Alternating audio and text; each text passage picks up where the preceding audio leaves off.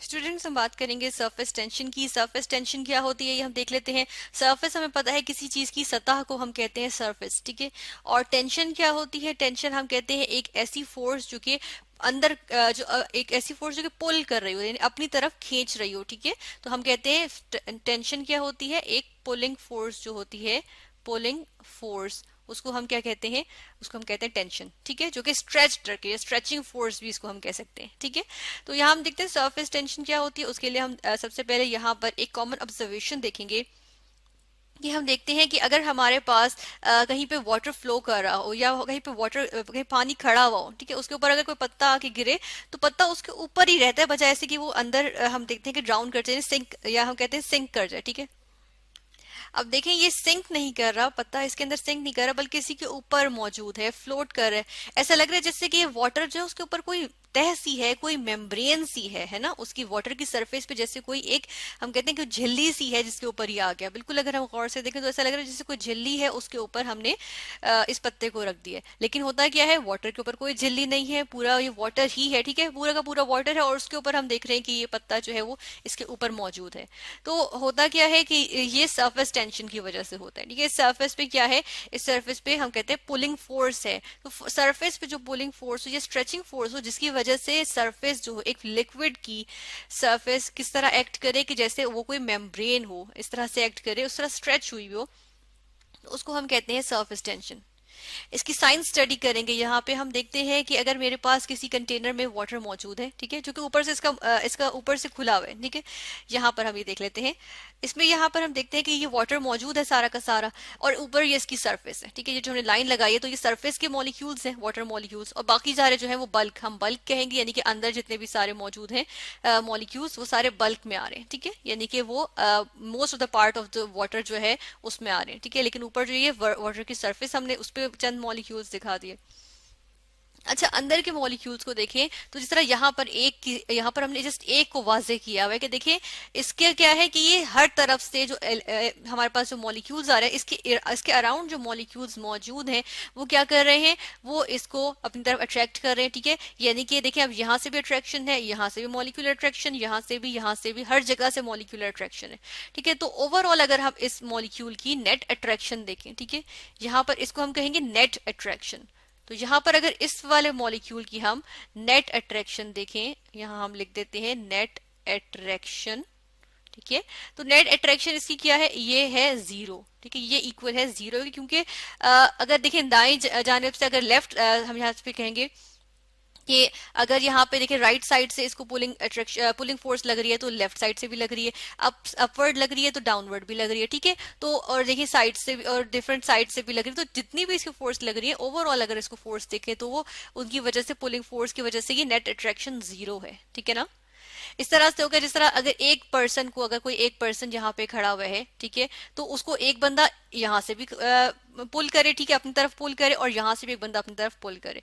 दोनों जब पुल करेंगे तो वो क्या होगा? अपनी जगह पे ही रहेगा, अगर दोनों एक ही जितनी फोर्स लगाएंगे। तो यहाँ पर भी यही हो रहा होता है कि हम कहते हैं इस मॉलिक्यूल को दोनों हर तरफ से जो है वो इक्वल अट्रैक्शन मिल रही होती है, जिसकी वजह से हम कहते हैं इसकी नेट अट्रैक्शन जीरो है। तो हम ये कहते हैं कि इसको कोई ओवरऑल कोई फोर्स नहीं लग रही है। नेट अट्रैक्शन यानी ओवरऑल अट्रैक्शन जीरो है, ठीक है। तो इसको ओवरऑल अगर हम देखें तो कोई फोर्स इस पे एक्ट नहीं कर रही है, ठीक है। और यही केस जो होता है वो बल्क में मौजूद तमाम मॉलिक्यूल्स का होता है, क्योंकि यहाँ पर सब जो है वो मॉलिक्यूल्स मौजूद है, आपस में इर्द गिर्द ये मॉलिक्यूल्स जो है वो मौजूद होते हैं इस तरह। अब सरफेस पे आ जाते हैं, ठीक है, ये तो हमने बल्क की बात की थी। सरफेस पे अगर देखें तो देखिए यहाँ पे जो मॉलिक्यूल्स मौजूद हैं, इनकी आपस में अट्रैक्शन है, ठीक है। इवन अगर हम यहाँ पर देखें तो ये वाली अट्रैक्शन भी मौजूद है, ठीक है, ये वाली अट्रैक्शन भी हम कहेंगे कि मौजूद है, ठीक है ना, ये मौजूद है ना। लेकिन हम यहाँ पर क्या देख रहे हैं? हम यहाँ पर देख रहे हैं कि कोई भी ऐसी यहाँ पर अट्रैक्शन मौजूद नहीं है जो कि, अगर ये वाली जो अट्रैक्शन है ना, बस इनको कंपनसेट करने के लिए मौजूद नहीं है। जैसा देखें यहाँ पर कोई अट्रैक्शन मौजूद नहीं है, नहीं है ना, ठीक है। तो हो क्या रहा है कि ओवरऑल अगर देखें तो यहाँ पर नीचे की तरफ अट्रैक्शन लग रही है, ठीक है, यानी नीचे की तरफ इनको पुल किया जा रहा है। जो अंदर के मॉलिक्यूल्स हैं उनके साथ, जिनके साथ इंटरेक्ट कर रहे हैं, वो इनको अंदर की तरफ पुल कर रहे हैं। तो यहाँ पर अगर हम देखें तो हम कहते हैं नेट अट्रैक्शन, अगर यहाँ पे बात की जाए तो वो क्या होती है? हम देख रहे हैं इनवर्ड पुल जो है वो उसमें आ जाती है, कि वो अंदर की तरफ पुल किए जा रहे हैं, खींचे जा रहे हैं, ठीक है। तो इसको हम कहेंगे इनवर्ड पुल, ठीक है। इस तरह से हम ये कह देंगे। तो यहाँ पर हमने क्या देखा, अंदर की तरफ जब ये खींचे जा रहे हैं तो हमारे पास सरफेस पे क्या होती है, यहाँ पर टेंशन सी आ जाती है, यानी पुलिंग फोर्स आ गई है। ठीक है, हमने पुलिंग फोर्स की बात की थी ना, और देखिए यहाँ पुलिंग फोर्स आ गई। ठीक है, तो ये क्या है कि ये पुलिंग फोर्स जो लग रही होती है, इसको हम कहते हैं कि इसकी वजह से जो सरफेस पे स्ट्रेचिंग एक इफेक्ट आ रहा होता है, या एक हम कहते हैं एक मेम्ब्रेन लाइक इफेक्ट आ रहा होता है। तो वो किस वजह से आ रहा होता है, वो इस वजह से आ रहा होता है कि नेट अट्रैक्शन देखें तो उसमें इनवर्ट पोल लग रही होती है, और इसकी वजह से हम कहते हैं स्ट्रेचिंग सरफेस होती है। ठीक है, इसकी वजह से इसके ऊपर चीजें स्टे करती हैं, जिस तरह से यहाँ पर हम देख रहे हैं। ठीक है, तो हम देख रहे हैं कि अंदर की तरफ अट्रैक्शन है। ठीक है, तो ये हमारे पास क्या आ गई, इसको हम कहते हैं सरफेस टेंशन।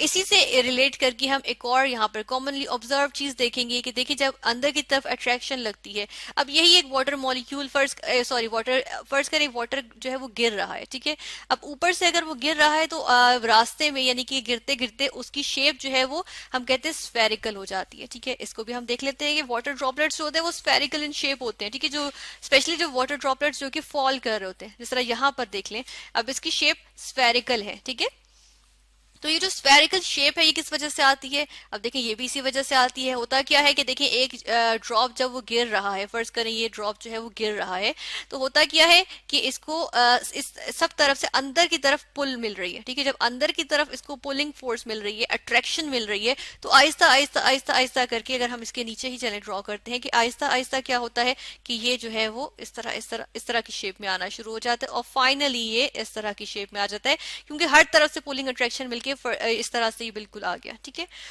यानी कि ये स्फेरिकल शेप में आ गया। ठीक है, इस तरह से करके अब ये स्फेरिकल शेप में देखें, वैसे भी इसमें क्या है कि ज्यादा वॉल्यूम कवर कर रहा है, और हम कह रहे हैं कि सरफेस जो है वो ज्यादा वॉल्यूम अंदर अपने समाये हुए, तो इसको हम कहते हैं कि इसमें क्या होता है, हमारे पास मिनिमम सरफेस एरिया जो है वो इन्वॉल्व होता है। ठीक है, इस लिक्विड का मिनिमम सरफेस एरिया होता है, और इस केस में स्फेरिकल केस में, और ऐसी सूरत में हमारे पास जो मॉलिक्यूल जो सब्सटेंस होता है वो क्या होता है, वो स्टेबल होता है, यानी कि ये लिक्विड जो है वो इस फॉर्म में फिर स्टेबल होगा। तो हम देख रहे हैं कि जी इसी वजह से वाटर जो है वो गिरते हुए ड्रॉप की फॉर्म, या हम कहते हैं जी स्फेरिकल ड्रॉपलेट की फॉर्म जो है वो इख्तियार कर लेता है। ठीक है, इस तरह से यहाँ पर हमने देख लिया।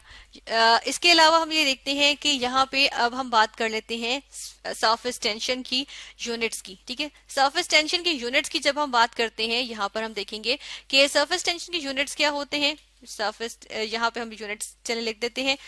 सरफेस टेंशन की यूनिट्स देखें तो हमारे पास हमने कहा ना फोर्स लग रही होती है, अट्रैक्शन फोर्स, अट्रैक्टिव फोर्स लग रही होती है। ठीक है, तो यहाँ पर हम देखते हैं कि फोर्स जो कि लग रही होती है इन सरफेस के मॉलिक्यूल्स पे पर यूनिट लेंथ। ठीक है, पर यूनिट लेंथ, एल लिखेंगे लेंथ के लिए, और फोर्स लिखा कैपिटल एफ लिखा हमने फोर्स के लिए। ठीक है, तो ये हमारे पास आ जाता है, इसका एक्सप्रेशन है। ठीक है, अभी हमने यूनिट नहीं लिखे हैं, और यहाँ पर हम देख लेते हैं कि फोर्स क्या होती है, फोर्स हम लेते हैं न्यूटन में। ठीक है, और लेंथ किस में लेते हैं, मीटर में, तो ये आ गया फोर्स पर न्यूटन पर मीटर, इस तरह से आ गया। ठीक है, ये इसके यूनिट्स आ गए।